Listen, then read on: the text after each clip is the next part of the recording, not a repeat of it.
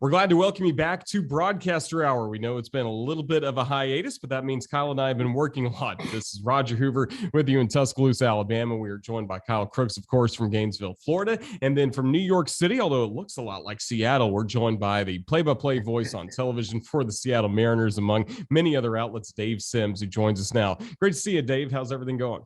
Kyle and Roger, good to be with you guys. A little snowy up here in Manhattan. We got 8 inches in Manhattan.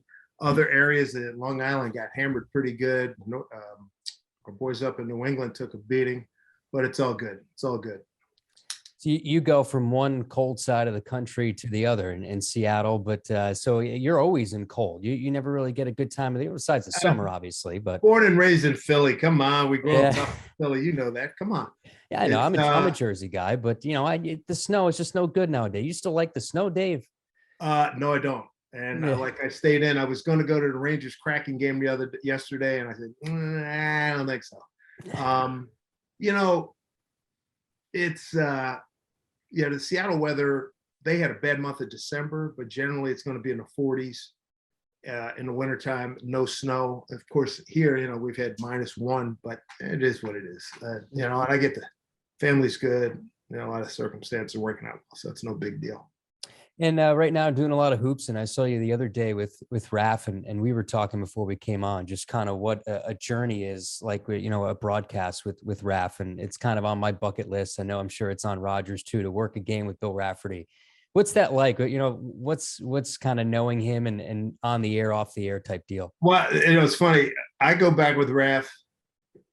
Oh goodness, he was at Seton Hall, 1979 to, I forget the exact number. No, 70 to 81. That's what it was, 70 to 81.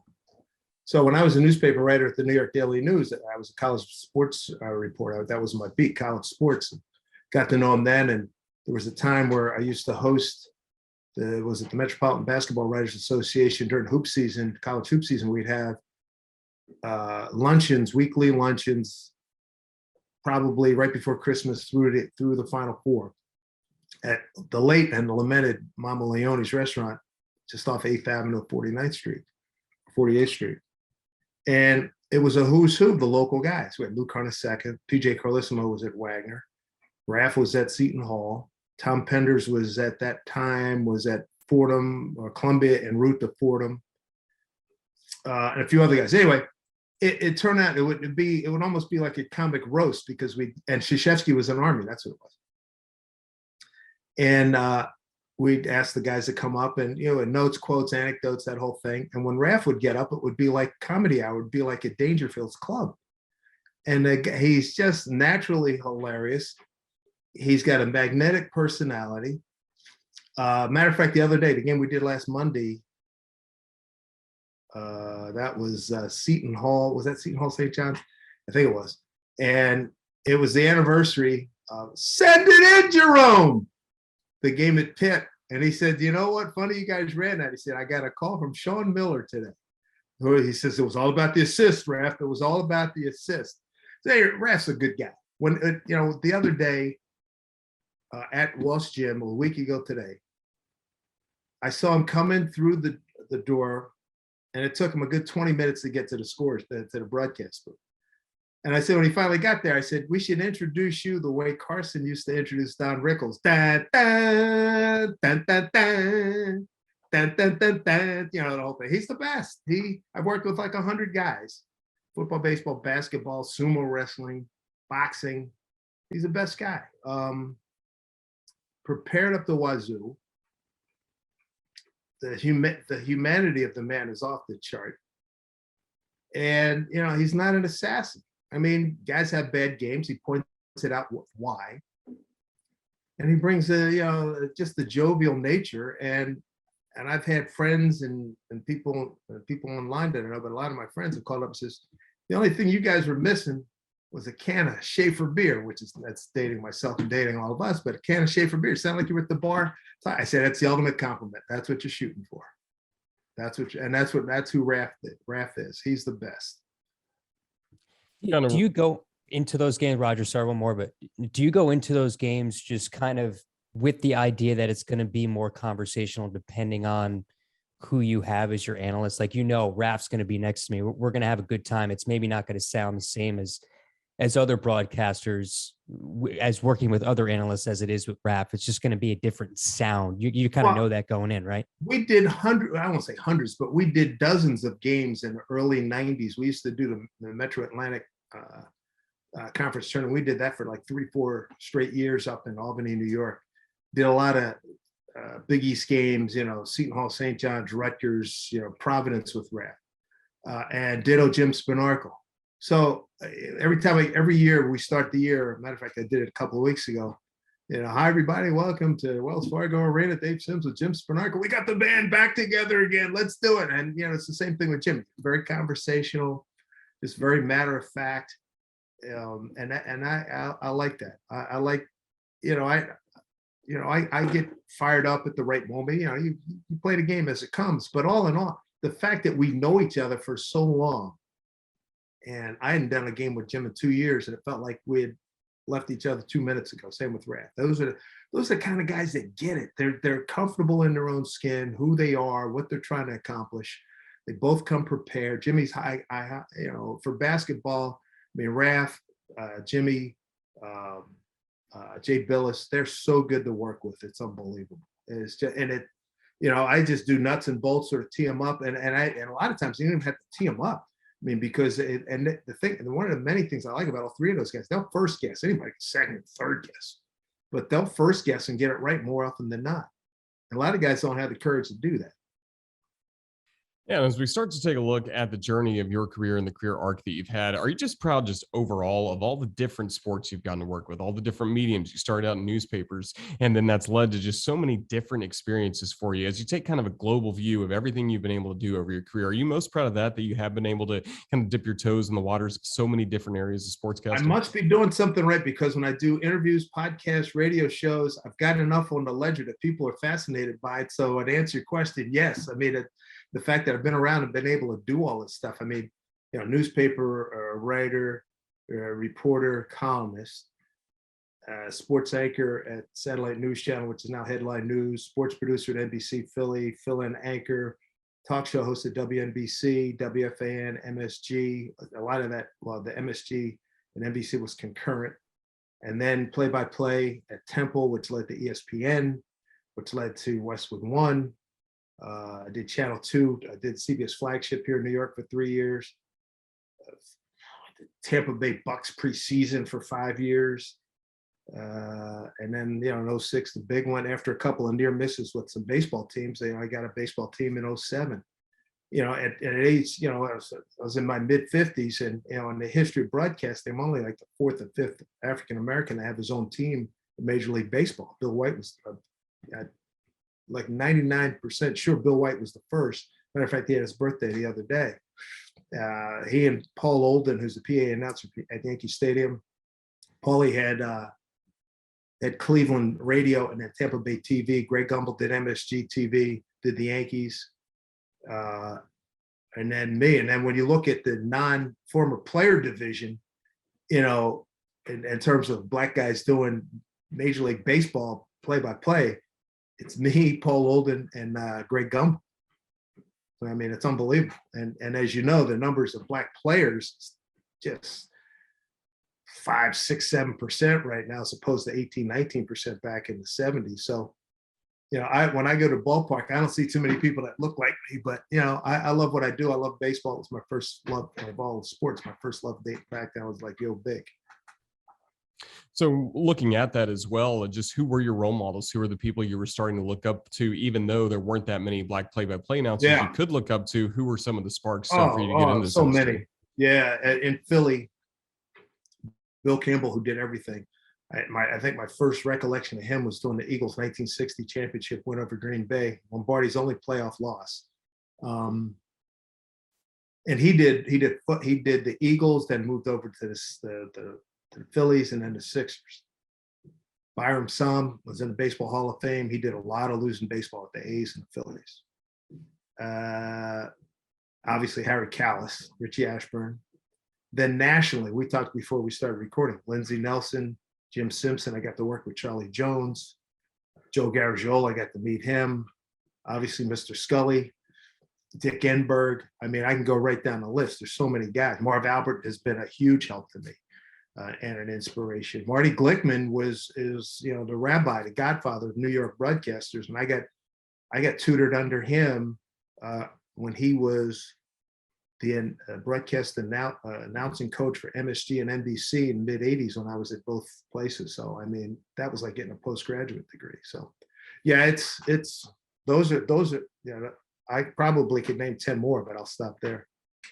As one of the veterans of Major League Baseball now and broadcasting, do you like when the younger guys come up to you and some of the up and coming guys come over from the other booth to talk to you and, share wisdom? How much, Dave, are you listening to other guys and still kind of taking other things from other broadcasts and still taking in wisdom from other people? Yeah. I hear most of the guys on quick pitch, to be honest with you. I come home after games, particularly these last 2 years where we weren't on the road. So if I didn't watch quick pitch right after the game, usually I'm baseballed out by that time. I used to watch my friend Brian Williams on MSNBC. That's where I watched it, sort of like go the other way and like clear the head out. And I would watch it the next morning. But I love hearing all the different styles and everything. And I also, with Sirius XM, you can sample guys. You can go through and listen to guys on radio. And that goes for obviously for football and basketball as well. But you're constantly learning. You got to be yourself. That's the biggest thing. And your influence of maybe certain techniques or certain things that certain aspects that guys will point out during games. Oh, I do that, but I should probably do that more. Yeah, you hear those kinds of things. How guys go through the roadmap. But and the thing about baseball, when under normal circumstances, when we're on the road and guys are coming to our place, you get even if for a series, you're usually going to get a total, down at the cage or in a booth, you get a chance to talk to guys for 10, 15 minutes a pop, and that's great.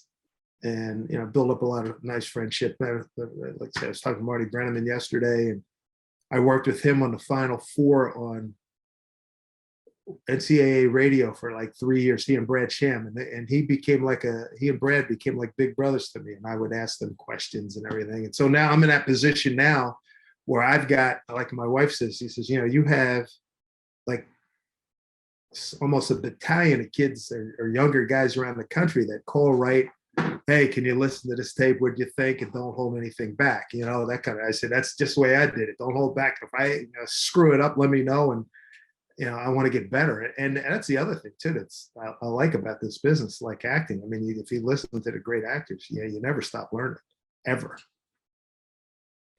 And I'm interested, me being a Jersey guy, not to jump around a little bit, but growing up listening to WFAN and reading about the early years and the story about how not a soul thought that idea would work of 24/7 sports radio pre-Mike and the Mad Dog. I think, Imus came and kind of jolted the station in a different direction. But you were there in the early years, and to see all of the guys that were there, to see what they've gone on to accomplish is pretty incredible. And the amount of guys that were there in the early years that are now big names in the industry. Well, you got to remember, I predated FAN. I was on WNBC. I started March 3rd of 1986. And I remember Francesa coming to me at one point, hey man, I like what you're doing. I'd like to maybe join in. And I remember we went up to TJ Tucker's at 59th and First and had lunch and had, lunch and had some coffee or whatnot, talked about it. And because he used it as leverage, because I think there were some things that weren't going real well for him at FAN, but he wanted to, I gave it a thought. Next thing he went his way and went my way, and then FAN started July 27, 28 of 87. I remember when we were over at NBC, and I was still at 7:30 to midnight. Mike Breen was my producer, along with Dom Trignelli. With sports, 24 hours, 24/7 sports. That's not going to make it. Yeah, it did, and NBC closed first week in October. I just come of 88. I just come back from the Olympics in Seoul. And so 88. And then I went over there. I did a few fill-ins. And then they put me together with Ed Coleman in September, Labor Day, thereabouts of 89. And Eddie and I worked together for about 3.5 years. Mike and Chris started the same day. They blew up in the evenings. We had Imus in the morning. We had a nice little thing going there. And that's been a generational change now. I don't think think John Minka was the last of that original group, update guy, the last of the original group to leave. He just retired in the last year or so.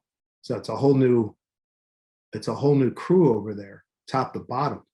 But yeah, influential all over the country. I mean, the Fan. I mean, I was part. I got there, a year and a half after they started. But it's nice to be a part of that. And a lot of guys have done well. Yeah, Bob Wischusen, Ian Eagle. Ian Eagle used to be. He was like a production assistant, and I remember when I was still in Temple football, I'd come back and say, I like doing talk radio, but I love doing play-by-play. I mean, you just love it. My first year at Temple, they went 7-4, and then they had 9. They went 1-10, 2-9. But I didn't care. And Ian and I used to talk about that all the time. And now, I couldn't be happier for the success he's having. Yeah, it's been good. It's been, to answer, the long, a little short answer. It's been good to see how guys have used that as a stepping stone. And speaking about Temple football, and that was some of the building blocks that you had for play-by-play, just how did everything you had done before that, being a newspaper writer, we talked about the TV, radio experience, doing some sportscasting, talk shows, how did that help you when you first started in play-by-play? I had done it at Little Bethany College in West Virginia, where I went to school. After I played football for a year, I finished third in the conference at kickoff returns, running for my life, and I said midway through that season, I'm not doing this again. I knew I went there because it's a mass communication major. And so my sophomore year, I started doing public address announcing. Play-by-play guy, as what we were sophomores, was a guy named Bob Orr, who you may have seen on CBS News for like 30 years. He just retired a couple years ago. So he did that 2 years. And when I was a senior, he bagged, and I did play-by-play for basketball and football. And that's where I got my start. And I always knew I wanted to get into it.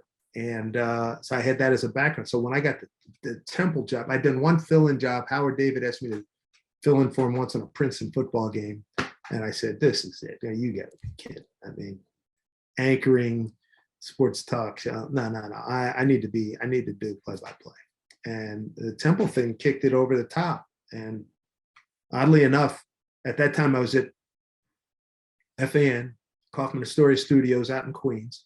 The Cosby Show was filmed or taped in the same building. Long story short, Bill's assistant used to listen to me, and he said it to a guy one day, I like that guy, Dave Sim, blah, blah, blah. It turned out it was my brother-in-law. My brother-in-law talks to me. I go meet Frank. Frank says, you want to meet Bill? I said, yeah. A couple of weeks, I go see Bill, bring my son in. Anything you need? I said, I heard the Temple radio job might be up. Done. 2 days later. Hello, Dave. This is Dr. Peter Lear, course from Temple University. Welcome to the family. Mr. Cosby speaks very highly of. I do Temple in 1990. February 91 on my birthday, I'm doing a basketball game at ESPN. So I must have done something right doing Temple radio. And I was doing UAB at South Florida, at Tampa, on my birthday in 1991. And that boom, just took off from there. Yeah, and those you got to get the breaks and be ready to take them, man.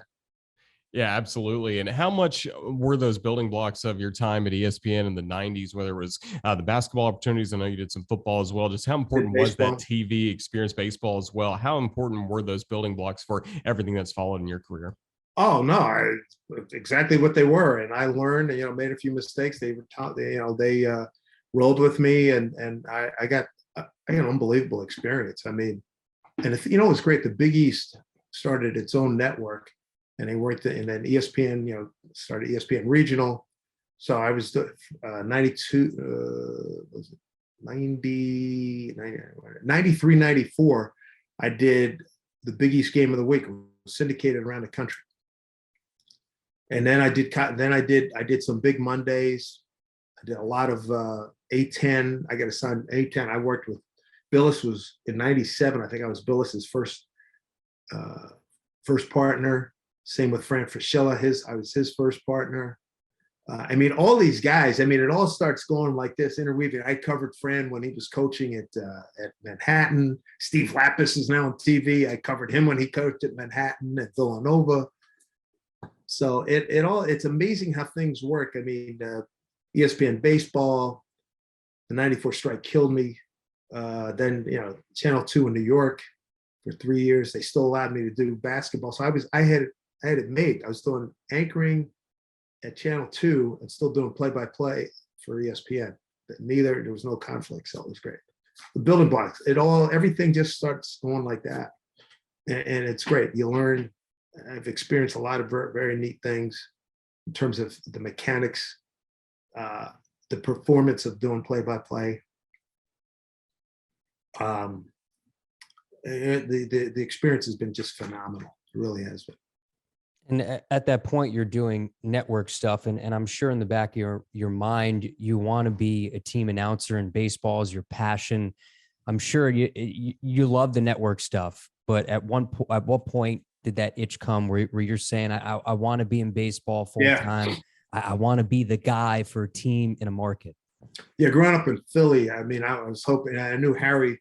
Harry wasn't getting any younger, and I figured, at some point, there could be an opportunity there. I did 93 and 94. I did the BNet games on ESPN with Larry Sorensen. Most of the games I kept to work with Fred Lynn, Mike Lansing, Jerry Royce. So we would go into, like, if the Yankees were playing Cleveland, our games would go into New York and Cleveland, which was great exposure. That's why I said 94. I got the last game I did in 94 was with Jim Cott. And that was an experience. What a great guy he is, and a terrific broadcaster. So 94, I think it was 90, at some point in 94, I have a game in Philly. At that time, he's now passed on, Dave Montgomery, the president of the Phillies. I knew him because I'd gone to one of his baseball camps when I was in high school. So I call him up and say, "Hey, Coach, I'm coming down to do a game." So I go down to see him at the vet. And he said, "This is perfect." He says, "This would be great to be able to reintroduce you to the marketplace. You're one of our own, yada, yada, yada." And I'm thinking, hey, I got a shot at the Phillies. Never materialized. And then he calls me back in 01. This is some of the ups and downs you get in business. In 01 or two, no, it was 99, he calls me and I go down and he asked me to do a Sunday pregame show.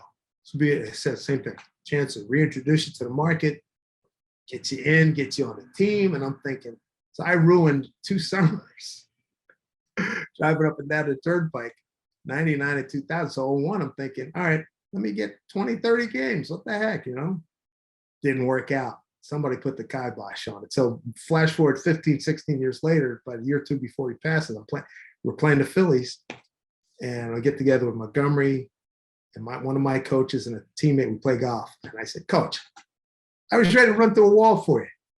What's up with that? Bring me home. I've been dying to come back to the East Coast." I already had a bunch of years with the Mariners, 10 years, I think. And he said, it just didn't work out. But somebody in that organization put the kibosh on it. And I did, because I was ready to move back to Philly. And wow, it's just something to think, the crazy things that happen in your career. I mean, and hopefully, if you guys are lucky enough to be steady where you are and be happy where you are and make the money you want to make, God bless. I am having, I don't want to put it in past tense, I'm having a great run. And all the bouncing around I've done has been largely local, with the exception of moving to Seattle. So I've been pretty much based, everything I've done here has been here in New York. So now, after years of frustration, I guess, of chasing that Major League Baseball gig, how does Seattle come about? What's that process like? And here you are now living your dream, maybe not in the area of the country you thought you'd be, but and you're quite literally the furthest away from where you maybe thought you'd be, quite literally. Yeah, no, but you got there. So what was it's that all like? good, man. It's all good. And you, if you haven't experienced it, you will. It's the old saying about, it's not what you know, it's who you know. Ron Fairley retires. God rest his soul. He's passed away. So this would have been 06. And the guy, and again, my brother-in-law factors in this because he's a Syracuse guy.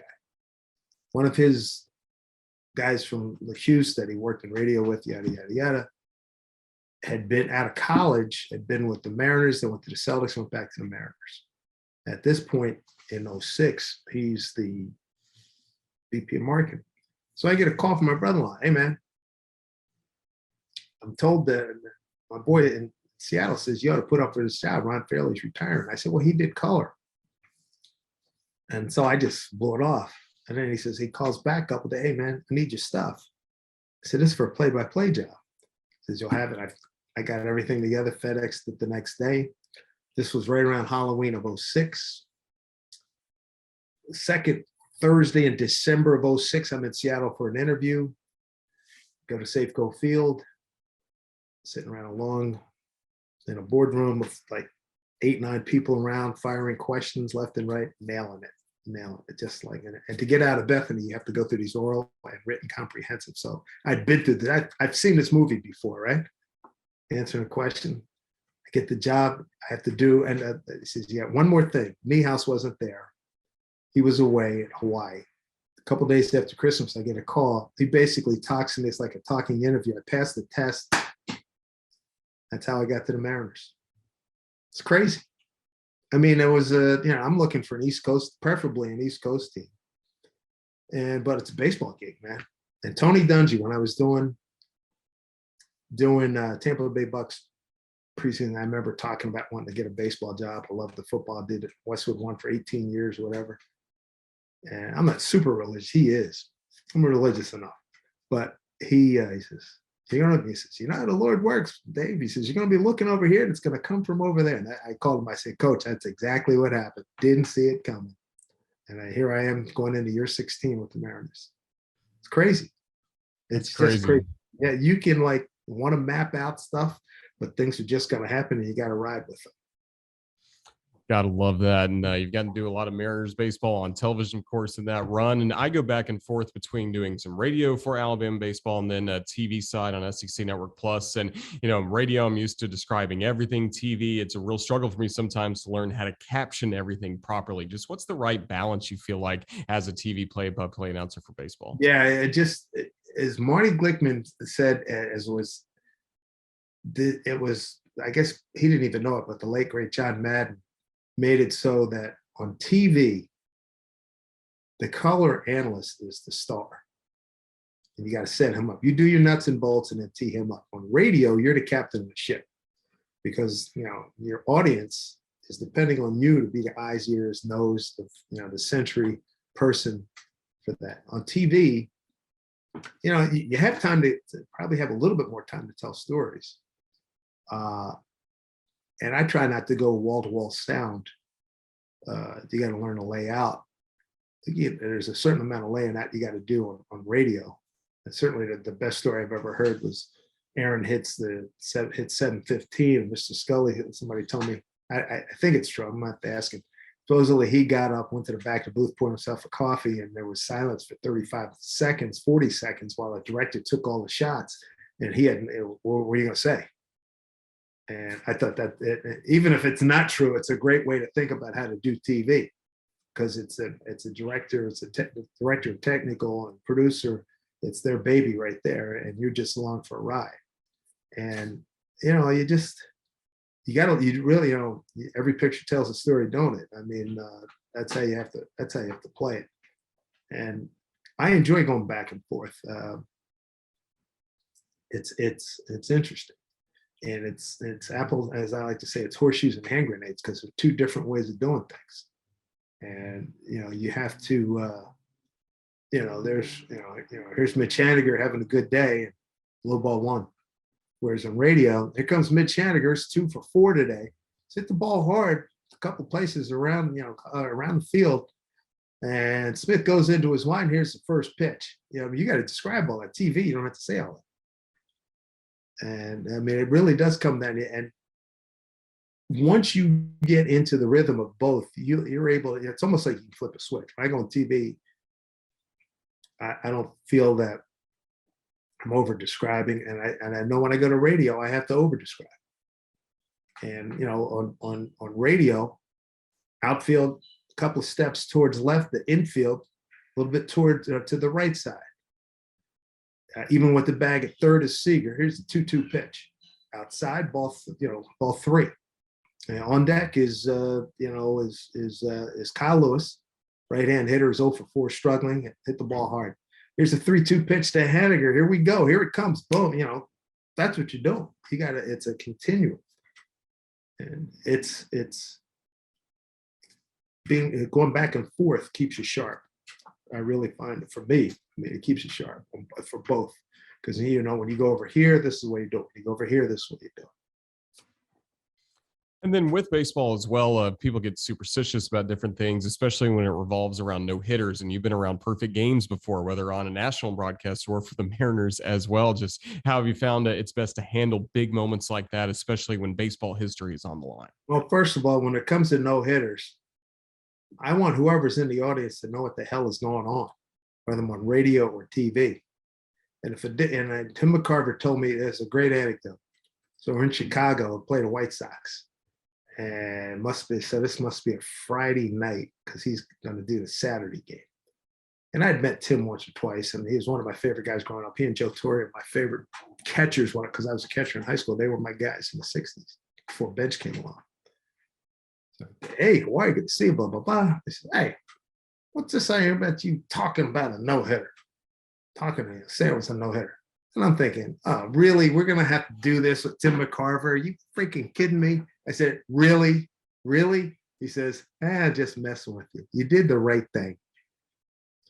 He says, and he tells me the story. He says, one time I come home from a game, I pop on the tube, and I got a game on the background. I'm unpacking. I'm doing all kinds of things. Now we get to the ninth inning, and the guy says, so-and-so's got a no-hitter. He says, well, when I joined in the sixth inning, if I'd known it was a no-hitter, I'd have sat down and watched the game. All right? Those superstitions have nothing to do with us in the broadcast booth. I got an argument with Ozzie Smith on the golf tournament one time. No, you're not supposed to say that. I said, come on, Oz, give me a break. I said, if that were the case, my team would never, if I had that much power and influence, the Mariners would have won about 8 world championships by now, if you're going on about what I say. Are you kidding me? What was it? My first year, Daisuke Matsuzaka is pitching for the Sox up there. Cold night. Felix is on the mound for us. And Felix has got, who was it? Felix was dealing that day. Felix outdueled him, had a no late. And I remember when I was switching from, in those days when Niehaus was still alive, I did the first 3 innings on radio with Riz. I did like color on radio. 4th inning, we'd switch and I'd do TV play-by-play. So on the switch, I see Larry Stone, a columnist in Seattle. He said, Sims, you're getting killed on Twitter because you mentioned a no-hitter. And I said, very politely, what they could do to themselves because of that, and people now know in Seattle, I'm going to call it. I had Felix's Perfecto, April 12 of 20, it was April 20th, 2012. No, Umber, the Perfecto against us. Felix, August of 2012, Perfecto. Iwakuma against Baltimore in 15, I think it was. And then we had no hit twice within like 12 days this past season. That's part of the story. I mean, I know from talking to Marty Brannaman, talking to Scully, you got to tell the story. And that's what's going on. The guy's throwing a no-hitter. It's not 4th grade and you don't want little Vinny next door to you, next aisle, cribbing off you. It had nothing to do with that. You owe it to the audience to tell them, hey, this guy is breezing. He's got 8 strikeouts, hasn't walked anybody. He's got a perfecto going as we pitch it as he goes into the 6th inning. As a consumer, put yourself in that position. As a consumer, you tune in the game and the dude doesn't tell you it's a no-hitter. He's doing you a disservice. And nothing, superstition, I get it in the boat down in the dugout. Yeah, but I've heard AJ Brzezinski talk about when Burley threw his. Burley wanted to talk to him, but everybody was avoiding him. And Burley wanted to talk to me. Yeah, I got a no-hitter going. Who gives it? Come on. But some guys that they believe heartily, and I don't know why fans are so hung up on that. It just doesn't make sense to me. You're depriving, to say that there haven't been any hits, and doing all that sly, coy nonsense. Hey, he's got a no going. Get over it. That's the I-95 coming out. You know what I'm saying? That's right. In Jersey, we talk with our hands Absolutely. too. Absolutely. Come on. I have some of that, Dave. Now on TV, they have it on the lower third. If somebody's throwing a no-hitter through like 7 1/3, it's on the actual scorebook now when it never even. Guess what? You're getting it on your phone. You're getting the push notifications too now. There you go. Yeah. So don't give me. So that's why I don't buy this nonsense. But you can't say, get out of here. Right. Let me ask you this in terms of a prep side, Dave, and baseball can be grueling, and grueling. We all put it in context, right? We're not doing construction work. We're not doing, things that actually are physically, manually grueling.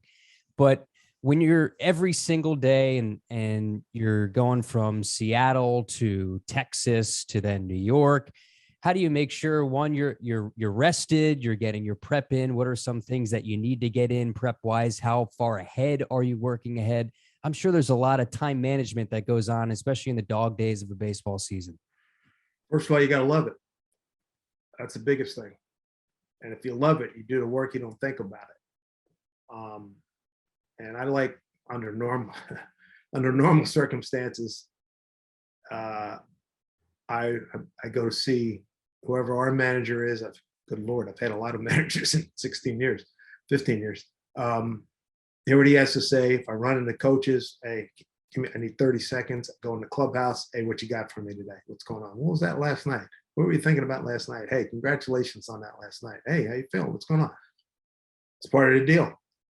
Do the same thing over in the other clubhouse. And after a while, having been around a while, a lot of guys that, which Michael Conforto said, I grew up watching you. So, I mean, you get a lot of that. So that makes it a hell of a lot easier.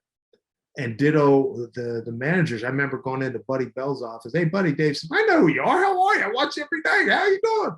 And Bob Bucher, one time I went to introduce him. I know who the blank you are. Sit down. Good to see you. How are you? So I've been around now. A lot of people know who you are. So it's a heck of a lot easier now going in and say, and Lord knows you get enough notes, but for me, it's the personal interaction. Look a guy in the eye. Dude, you're hot. Great. Dude, you're not hot. What's up? How you feeling? What's going on? What's happening? That's the prep, the notes and whatnot. You can paralyze yourself with all the notes. You can absolutely freaking paralyze yourself. It's the stuff that the fans at home can't get. I'm talking to James Paxson about, hey, I got a new dog today. And, boy, my wife and I, it's been an adjustment, blah, blah, blah. And we move in a new house. I mean, those are the kind of background stories. He's got this weighing on his head as he's getting ready to pitch against the Red Sox, which knocking the crap out of the ball. I mean, those are the kind of insights you want. I mean, you can, and I understand analytics. I like them to a point. But Granny in Bothell, Washington does not give a damn about 98% of the analytics. Grandma doesn't care. And in the Major League Baseball, our audience skews 55 and largely skews older. Now, I know that the younger generation is heavy into the analytics, but I mean, what's the score? Who's hot? Who's not? Who's pitching? What's coming up next? Read your spots. I mean, this is not a class on everything analytics. I'll use them every now and then. The producer throws up some full screens that are educational, and I like some of the stuff. But I am not, fully committed to going to having to explain. I don't have time. There's a game going on. There's a game going on. If you're into the analytics, they're there for you online. Go throw yourself in. God bless. But people, they want to hear Roger describe a home run. Bama, is killing Auburn or something. That's what they want to know, but they don't care about weighted runs created. Come on. Yeah, I don't know if Bama has ever killed Auburn in baseball. I don't know how good Auburn is in baseball, but that's Bo right. might have done well back in the day, right? They beat him in football, so that's all that matters, right? Storytelling wise, I'm always fascinated by great storytellers on the air. Obviously, Vince Scully is the gold standard. Yes. But how much of when you tell stories is from mental recall as opposed to, okay, I'm going to jot down bullet points because I want to make sure factually I have certain things right? How do you go about telling stories? Whatever works for you. There's certain things that, remember Gary Cohn from the Mets told me, he says, now that you have, and I got this, I called him and I got the job. And he says, well, it's going to be so much better for you because you have one team already covered. It's your team. Your guys, you're with them every day, breathing, the same air, flying with them. So you're going to retain so much of that, the interaction, wait, get on a plane, hey, or why, blah, blah, blah, you see them in the bar or whatever. But I do keep I don't have one with me, but I keep one of those black books. It's an oversized notebook. And I always have it with me because you're not going to remember everything. But like to your point, a bullet point or just a key phrase that will that I can have it there in the sixth inning and the game slows down, or if there's an injury or something, and I've got a couple, Scott Service, he said, the game plan was to look for this guy's curveball. His fastball is okay, but the curveball is where he's trying to get you out and got to hit the fastball. Stuff like that. And I like to ask, comps, like I'll ask Scott or some of the coaches, although, we got a lot of we got a lot of coaches this year who don't have major league experience, but over the years we've had guys, Edgar Martinez among them, and again, asking for what they remember, asking, how's this guy compared to that guy, that kind of stuff. We love talking about old time stuff. At least for me, I'm old enough. I'm a lot older than you guys, and I've seen, I've lived through a lot of baseball history. Plus, I've watched hours upon hours of documentaries, and I can remember as a kid, as a Philly, rainout. The Phillies have been a rain delay now. Let's go to Rainout Theater, and here's the highlights for the 1932 World Series. I gobbled all that stuff up as a kid. Plus, I grew up in a household where my dad was, crazy baseball fan. Jackie Robinson, after my dad's probably my biggest hero, or one of my biggest heroes, and so I lean on a lot of that stuff. But to your point, it's amazing how much you'll be amazed how much you retain, and it's for me. I mean, everybody's different, but I have to write it. I went to Catholic school, so I got to write that stuff down. I got to write that stuff down as a little, but there it is, key in the ignition, and that's how you get rolling. Well, of course, I'm probably not the biggest Westwood One fan that's on this podcast. Kyle, of course, is that guy. He loves it. I love it as well, listening to it. But you got to do Westwood One for a long time, whether it was the NFL or college basketball, among other assignments. Just how did you enjoy that time on Westwood One, and how much do you love football and basketball on the radio? What's most important? Oh, man, it's so good. And I got to work with James Lofton. It's become like family. I worked on radio. I worked with James probably the longest consistently. Doc Walker, John Riggins. I did a game with they since passed away, Dan Reeves, Denny Green. What's the boy's name? Tony Baselli, who's I think Tony's really good. And who's the punt returner up in Buffalo, the little guy that I can't remember, 89. I think it was there. God, I'm getting old. But Steve Tasker? Yeah, Steve Tasker. Done games with him, John Dockery, a lot of great guys. Down in Tampa, Beasley Reese. Jaws. I did games with Jaws preseason for a lot of years. I did Eagles preseason package, 4 or 5 years with Tampa Bay. Absolutely loved it. And with James, I'll never forget it. For years, I didn't go down on the field, an NFL game beforehand. But when James got there, come on, let's go down the field. Met a lot of great guys. Traveled the country. I got to do, I think, a total of 7 or 8 conference championship games and about 10 Pro Bowls. Never got to do a Super Bowl, but did a lot. I did a lot of Brady Manning matchups, Brady and Rodgers. I mean, I saw all the great quarterbacks. Favre. I saw Favre a bunch. Saw Favre. Just one of the worst throws a Hall of Famer could ever make, running right, throwing back across his middle, picked off down in, when he was with Minnesota, picked off by New Orleans. And Minnesota should have won that game and gone to the Super Bowl. Would have been a great story. But I absolutely loved it. And then basketball, I saw, so many good ones. George Mason beat Connecticut in 06. I was courtside, host of the Final Four on radio, and for like 3-4 years, I saw Duke come from nowhere to beat Maryland at the Metrodome, and Maryland had like this entire side of the Metrodome, and their fans outnumbered Duke fans, and I never heard so many people get so quiet so quickly and mourn after Duke had come from behind to beat them. Oh God, I'm glad they didn't have anything. I'm glad there was no Jonestown there. It could have been a problem. A lot of great games. That was a fabulous experience, and that's where I got to work. I think that helped a lot doing baseball on radio, because you got to describe, football, basketball that many years. The discipline of doing it on radio. And as Marty Glickman always said, and I knew this, but boy, he hammered it home. Score, time and score and tie. Which way's the ball going? Don't tell me near side. Tell me near side left, far side right, or vice versa. Between the hashes, outside the numbers. Give me the field geography. It's critically important for me, and I know I say it all the time as a consumer. Kevin Harlan does a good job of that. My man up at Wayne Larrabee with the Packers is very good with field geography. Really good. And to me, that is a big part of it. Just can't. And I want to know, for me, the way I did it, every play, what's the formation? If you can, what's the defense in? Near side, if there's a far side to the right or left. Wind, temperature, all of those. And you know what? You can't get tired of saying it because people are constantly clicking on and off. They're in the car. They're in and out of the car. If they have the radio on and they're in their home, they got a TV on, so they're only half listening to you. So I threw myself into. I just loved it. And I did the tournament. The last 7-8 years, I guess I did the tournament. We had to do all the games. When I first started doing, they would only come to you the way they set it up.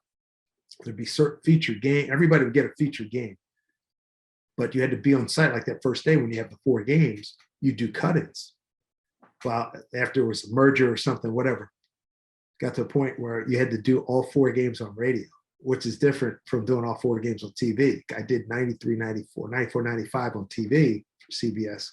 And then on Westwood, you want to talk about a day or a week, and you talk about prep, like I'm obsessive about my prep. I mean, it's just, so that first day of the tournament is just ridiculous. You got 8 teams. And I remember, let's see, I did that. I would take leave from spring training once I got the Mariner job, and I'd be like, and you're just grinding. And now everything it's easier now than it was then because you can get everything online. But then you were waiting for the facts to come in, yada, yada, yada. But fabulous experience, fabulous. I got to know so many guys. I mean, Izzo, I already knew Coach K, knew Patino already. I mean, I got to see Muhammad Ali one time. My wife said, at halftime of a game at Phoenix, regional final, Patino's at Louisville. Remember when and Billy was at Florida, and he and Rick beat him in Phoenix. And to my left, about 30 feet down, was Muhammad Ali. I was like, oh, I didn't get a chance to meet him because I couldn't get up and walk over. But I'd met him once before when I was Daily News. But yeah, man, it's great. And speaking about prep with football, how would you organize your spot charts for football? Would you do it by hand, do it by computer, use a service? And like I said, I went to Catholic school. I got to do it by hand, pal. That's what I'm used to doing. I don't have any examples of football nearby, but I use, I don't know. I got a green screen here, so I don't know if this is going to show up or not, but it's not going to show up, but wait a minute. You know what I can do? Well, whatever. Just take my word for it. There's the deal there, and I fill that baby up. And my wife was saying, "How much of that do you use?" I said, "Well, to quote Mr. Scully, if you use like 10% of it, that's 15% of it. That's a lot." But I said, when you have a blowout, you got to have something to refer to. And I've done 5 games, 6 games, and I think 3 of them are blowouts. I had a 40-pointer at Villanova. So that's where, we were talking earlier about working with certain guys. Spinarkle and I have done 1 million blowouts, and we know we go way back. So same with Raf, we're able to tell stories about the old days and all that kind of stuff. But I football wise, I started out with a small, like a little bit bigger than 8.5 by 11. But then I found that there was so much information. So I went to boards that were like this wide, this high. I mean, I had a big carrying case with the form. So now when I laid them out, it's easy for me to see, and it's easy for, if you have a spotter, it's easy for the spotter to point that, do that whole thing. And that worked really well for me for a lot of years. If you, I probably have some of the old boards. If you ever need boards, I got a bunch of old ones. I don't know if I'll be doing football again, but I got a million of them upstairs if you need anything. Yeah, broadcasters never get rid of that prep work. When you put that much work into it, and it's like an art project, it becomes your baby. You never. I have all of them are down on my floor right here. My basketball chart just stacked up to here. I got all a million colors. Hey, you got the bag, a utility bag with every color known to man. Mm-hmm. Yeah, absolutely, Yeah. no question.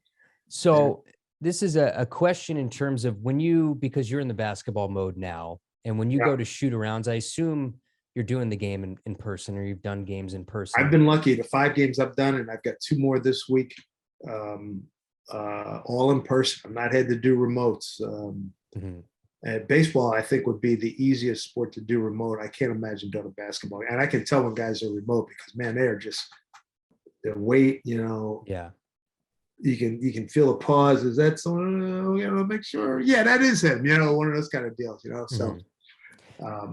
But in terms of like Dave shoot-arounds, how much are you asking questions of the coach, or how much do you let the analyst let that be their spot where they're asking? How much are you prodding for stories? That's a very good question. I try to let them take I usually do the hi, how are you? And if I know the guy, hey, guys, what kids, blah, blah, blah, blah, blah. Last time I say, hey, and they get a couple things, and then I'll let Spin Arc, let those guys, and then I'll chime in, either piggyback, follow up on something they may have asked. But if I have something kind of concrete, like I said, so many of these guys that, when I was doing 40, 50, 55 basketball games, I knew everybody at 8-10 in the Big East and parts of the ACC. So, I could pick up the phone for a lot of these guys and talk to them about that before I even get to the shoot-around. But to answer your question, I sort of let the analyst, because like I said, I get the nuts and bolts, and in and out of timeouts, read the spots, and all that kind of stuff. And then generally, I like to find out nicknames or anything, recruiting stories, and their family, any relatives, that would be relatable to the audience, or they may, hey, I remember his uncle was so-and-so. Oh, yeah, I remember that guy back in, that kind of stuff. Those are always fascinating. Any kind of people stories. And when you get tapes from young broadcasters, I think there's a similar trend in some of the mistakes we all make when we first start this. And the longer we do it, the more we understand what sounds right, what's correct on the air. What are some of the common mistakes, Dave, that you hear from young broadcasters, whether it's tapes that you get in your email? Is there a common thread there? The last few I've listened to that have been radio tapes, not describing enough. I'm sitting here screaming, and my wife I have to close the door because my wife can tell what I'm doing. I'm like, where's the damn ball? Which way are you going? What's the score? What's the time? How's this game? What's on the line here? What's the place in the standings? It's not just, hand off to Jones. He's going to go 35-30. I said, I don't need accounting. I can count by 5, 30, 25, 20, 15, 10, 5. Hell, I can do that. How did it get there? What was the formation they were in? I don't hear that. A lot of guys, I think some guys get bored with, I'm sorry, but it's repetitive. For 3 hours, you got to do the same. You're doing the same thing over and over. You have to make it fun for yourself. You have to challenge yourself to find a different way, or a synonymous way to say the same thing over and over again. And it shouldn't be a chore. And I think guys get bored with that. The other thing, obviously you want to hear pitch and tone of the voice quality. That's key. And how, if they even put it on the tape, how they set up, how they relate to their analysts, whoever's doing color. I'm always curious about that.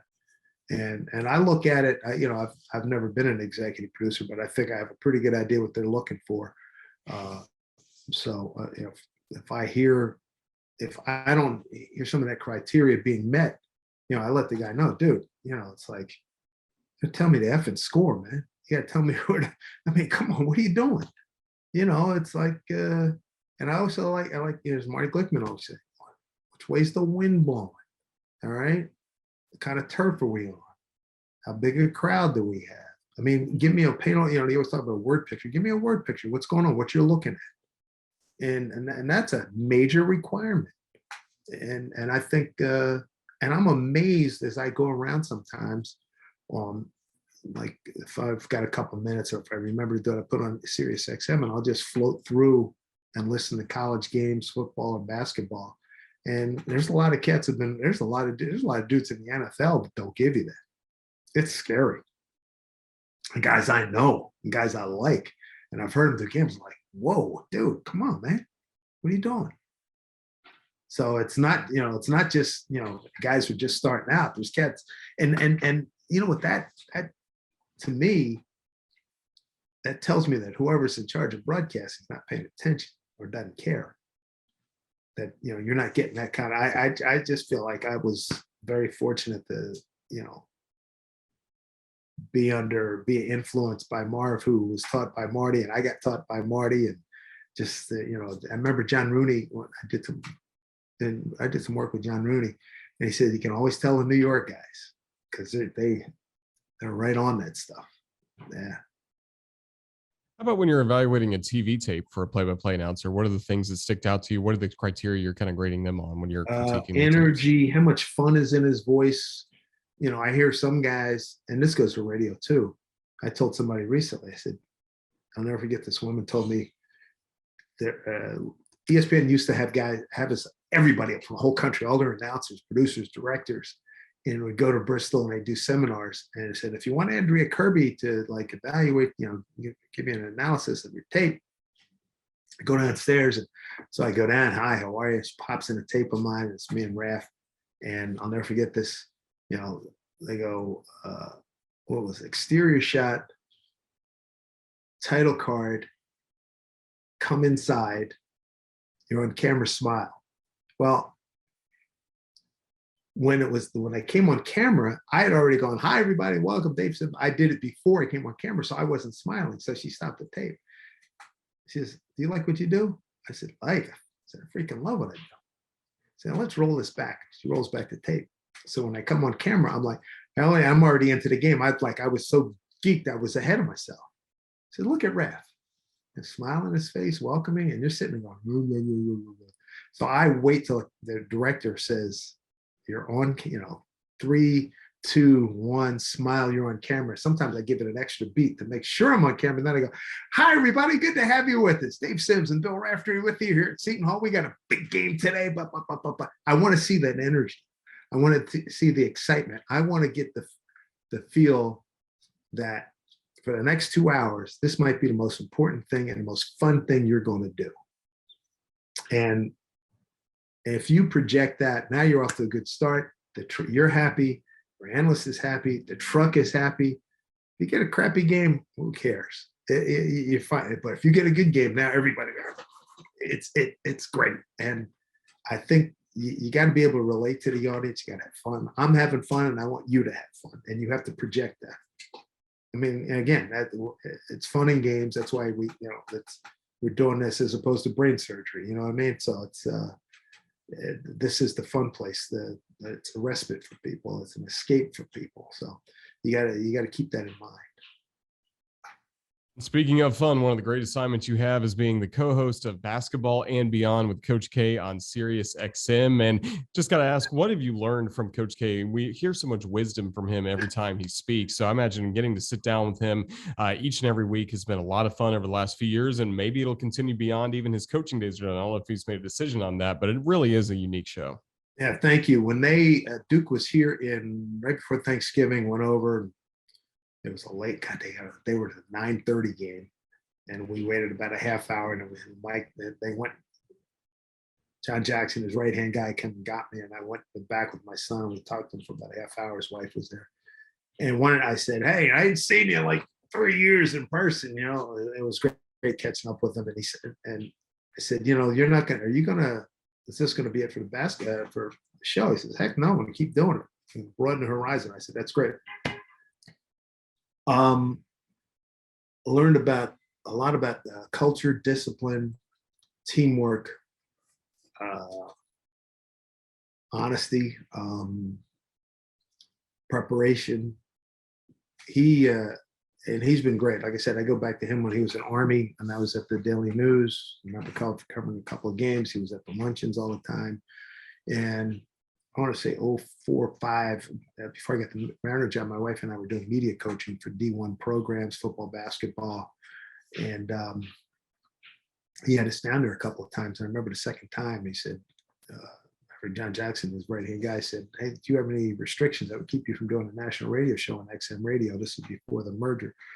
I said, "Well, what do you got?" I said, "Well, they want coach to do this job at this gig, and you can have anybody, go for anybody in sports, anybody in business." That's what it'd be honest about, because we've had CEOs on. We've had Martin Dempsey, who was at one point the chairman of the Joint Chiefs of Staff. And we've had baseball, football, basketball, NASCAR guys on. And it's been great. And the thing that's great, he's such an icon. And so when the producer calls up and says, "Hey, I'm calling for Coach Mike Krzyzewski, I'd like to have you on the show," it's pretty rarely, if ever, get turned down. It's 17th year now. So, I mean, Saban, we get the best. I think we get the best out of Belichick. Anybody could see on tape. I mean, he's won all the Super Bowls. We get him on. "Hey, Dave, how are you?" Hey, so that's been great. Mike's got so much influence and has been like super duper successful. And it's just been a pleasure being around, and especially recently with Zoom, because now we do a lot of the interviews. I mean, obviously it's it's a radio program, but to make the connection, we do a lot of Zoom, so we can really interact even more now. And who did we have on the other day? We've had Chris Collinsworth on recently. We had JB Bickerstaff, the Cleveland Cavaliers, third best record in the Eastern Conference, had him on. We've had a whole bunch of guys, but having it on Zoom makes it even better. And really, it's been terrific. He deserves all the accolades that he's had, we'll put it that way. Same can be said for you, Dave. We've just really enjoyed having you join us today on Broadcaster Hour, sharing experiences from a long, great career that you've had. And we hope many more great years to come for you in Seattle and all the other assignments that you have. Just thank you so much for joining us today. Roger and Kyle, enjoyed it. Thanks, fellas. Appreciate it. And continued success to you guys, and all the best to you. All right. Thanks to Dave Sims. Thanks to all of you for watching Broadcaster Hour.